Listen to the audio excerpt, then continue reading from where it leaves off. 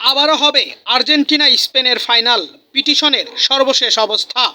আপনারা জানেন বিশ্বকাপ ফাইনাল শেষ হয়েছে কয়েকদিন আগেই, কিন্তু স্পেন আর্জেন্টিনা ম্যাচের রেফারিং ও ভিএআর এর বিতর্ক এখনও থামেনি। অতিরিক্ত সময়ে ফেরআন তোরেসের একমাত্র গোলে স্পেনের 1-0 ব্যবধানের জয়ের পর ক্ষুব্ধ একদল আর্জেন্টিনাই সমর্থক ফাইনাল পুনরায় আয়োজনের দাবিতে অনলাইন পিটিশন শুরু করেন। এর মধ্যেই সেই পিটিশনের স্বাক্ষরের সংখ্যা 88,000 ছাড়িয়েছে। তবে ক্রিয়া আইনের দৃষ্টিতে এই উদ্যোগ বাস্তব প্রভাব প্রায় নেই বললেই চলে।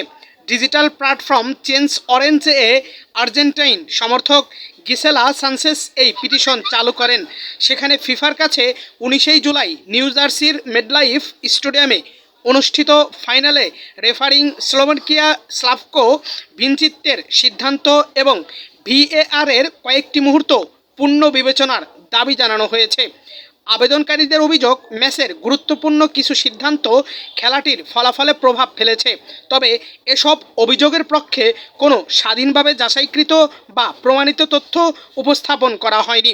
সর্বশেষ বিভিন্ন আন্তর্জাতিক সংবাদ মাধ্যমের তথ্য অনুযায়ী পিটিশনটি ইতিমধ্যেই 88,000 বেশি মানুষ স্বাক্ষর করেছে। কয়েক ঘন্টা আগেও স্বাক্ষরের সংখ্যা ছিল 80,000-এর কিছু বেশি, যা দ্রুত বেড়েছে।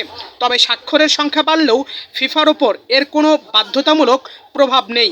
অনলাইন পিটিশন ফিফাকে কোনো ম্যাচ পুনরায় আয়োজন বা ফল পরিবর্তনে বাধ্য করতে পারে না।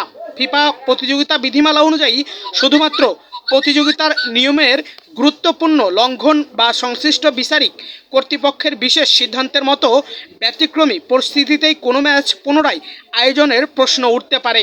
তাই এই পিটিশনের ভিত্তিতে স্পেন আর্জেন্টিনার বিশ্বকাপ ফাইনাল আবার হওয়ার সম্ভাবনা কার্যত নেই। বিশ্বকাপ চলাকালে এ ধরনের অনলাইন আন্দোলন অবশ্য এবারই প্রথম নয়। স্পেন ফ্রান্স সেমিফাইনালের পরও ম্যাচ পুনরায় আয়োজনের দাবিটি একটি পৃথক পিটিশন চালু হয়েছিল। সেটিরও উল্লেখযোগ্য সংখ্যক সমর্থন পেলেও ফিফা কোনো পদক্ষেপ নেয়নি। ফলে আর্জেন্টিনা স্পেন ফাইনাল নিয়ে চলমান এই পিটিশনের ক্ষেত্রেও একই পরিণতি হওয়ার সম্ভাবনা সবচেয়ে বেশি বলে মনে করা হচ্ছে। তবে সবল ভক্তবিন্দুদের মনে একটাই প্রশ্ন, আসলেও কি শেষ পর্যন্ত অনুষ্ঠিত হবে স্পেন আর্জেন্টিনার ফাইনাল ম্যাচ, যেটা বিতর্কিত হয়েছে প্রথমত।